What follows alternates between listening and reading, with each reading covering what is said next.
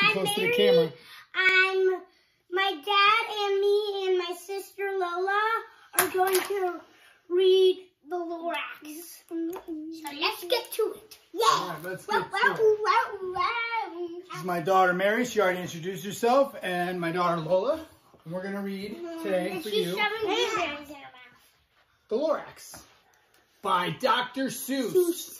One of my favorites. All right, Lola, sit back. Okay. The Lorax by Dr. Seuss. At the far end of town, where the grickle grass grows, and the wind smells slow and sour when it blows, and no birds ever sing except old crows, is the street of the lifted Lorax. And deep in the grickle grass, some people say, if you look deep enough, you can still see today where the Lorax once stood, just as long as it could, before somebody lifted the Lorax away. And what was the Lorax? And why was it there? And why was it lifted and taken somewhere from the far end of town where the grickle grass grows? The old Onceler still lives here. Ask him. He knows. You won't see the Onceler.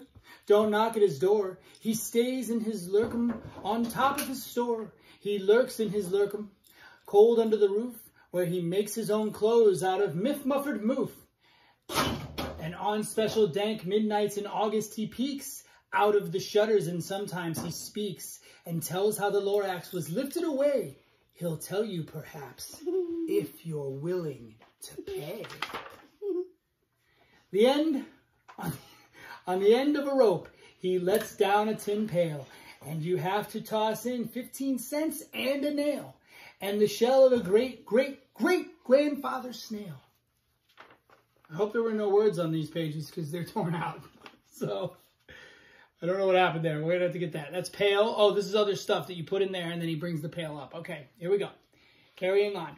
Then he hides what you paid him away in his snub, his secret strange hole of his glorious glove. Then he grunts, I will call you by whisper my phone, for the secrets I'll tell you for your ears alone. Slop! Down the slups, the whisper my phone to your ear, and the old Onceler's whispers are not very clear, since they have to come down through a sneggly hose, and he sounds as if he had smallish bees up his nose. Now I'll tell you, he says with his great teeth and now sounding gray, how the Lorax got lifted and taken away. It all started way back on such a long, long time back. You guys are blocking the book and my head. Way back in the days when the grass was still green, and the pond was still wet, and the clouds were still seen, and the song of the swanny swans rang out in space, one morning I came out to this glorious place. And I first saw the trees, the truffula trees, the bright-colored tufts of the truffula trees, mile after mile, in the fresh morning breeze. And under the trees I saw brown barbaloots, frisking about in their barbaloot suits as they played in the shade and ate truffula fruits. Hey, kids. Oh, that one's hurting. From the rippleless pond came the comfortable sound of the humming fish humming while splashing around. Don't block, don't block. Oh, it's Onceler's wagon. But those trees, those truffula trees, all my life I've been searching for trees such as these. And touch of their tufts was much softer than silk, and they all had the sweet smell of fresh butterfly milk. And a great leaping of joy in my heart, I knew just what to do. I unloaded my cart. See, there he is, unloading his cart. What cart? The Onceler, see, he's built a house there. Look, in no time at all, I had built a small shop. I chopped down a truffula tree with just one chop. And with the great skillful skill and with the great speedy speed, I took that soft tuft and I knitted a sneed. Okay, wait, I can't see now. I can't see now. All right, we have to start over now. Okay, here, you guys keep starting over. I'm going to keep reading. Okay, Mary, let me read, Mary. Mary, let me read. In an instant I'd finished. I'd heard a gazump. I looked, I saw something pop out of the stump of the tree I'd chopped down. It was sort of a man. Describe him. That's hard. I don't know if I can. He's Elvis. Nope. Guys. He was shortish and oldish and brownish and mossy. He spoke with a voice that was sharpish and bossy.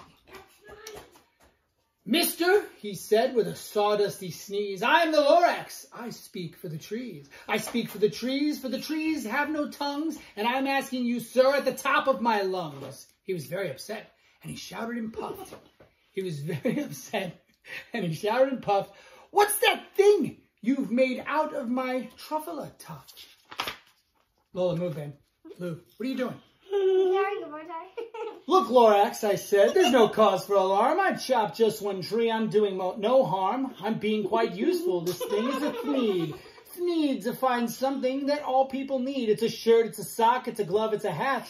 But it has other uses, yes, far beyond that. You can use it for carpets, for pillows, for sheets, or curtains or covers for bicycle seats.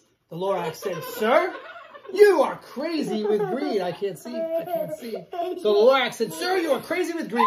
There's no one on earth who would buy that fool Thneed.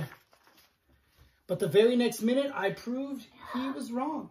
For just at that minute, a chap came along, and he thought that the Thneed I had knitted was great. He happily bought it for $3.98. I laughed at the Lorax. You poor stupid guy. You can never tell what some people will buy. That's true. I repeat, cried the Lorax. I speak for the trees. I'm busy, I told him. Shut up, if you please. I rushed across the room and in no time at all built a radio phone. I put in a quick call. I called all my brothers and uncles and aunts and I said, listen here. Here's a wonderful chance for the whole Once-Lived family to get mighty rich. Get over here fast. Take the road to North Nitch. Turn left at Weehawken and sharp at South Snitch. Okay, we can do that one after. And in no time at all, in the factory I built, the whole Once-Lived family was working full tilt. We were all knitting Thneeds. Just as busy as bees, of the sound of the chopping of the truffle trees. Move, Mary Catherine, thank you. Then, oh baby, how my business did grow. Now chopping one tree at a time was slow. So I quickly invented my super axe hacker, which whacked off all the truffle trees at one smacker. We were making Thneeds 4 times as fast as before, and that Lorax, he didn't show up anymore. But the next week he knocked on my new office door. He snapped, I'm the Lorax who speaks for the trees, which you seem to be chopping as fast as you please. But I'm also in charge of the brown barbaloots who play in the shade in their barbaloot suits and happily lived eating truffle of fruits. Now, thanks to your hacking my trees to the ground, there's not enough truffle of fruit to go around. And my poor barbaloots are all getting the crummies because they've got no gas, no food in their tummies. Speaking of trouble, it looks like I have one on my head. They love living here, but I can't let them stay. They'll have to find food, and I hope that they may. Good luck, boys, he cried, and he sent them away. I, the Once-ler, once felt sad as I watched them all go. But business is business, and business must grow, regardless of crummies and tummies, you know. There's this sneeze factory. You're back? Great. I meant no harm. I most truly did not. What are you putting on me? That's not funny. Okay. That's not funny. I meant, please don't put it on me. Please, guys, please don't put it on me. Please don't. Please. I have to press pause. Sorry, guys.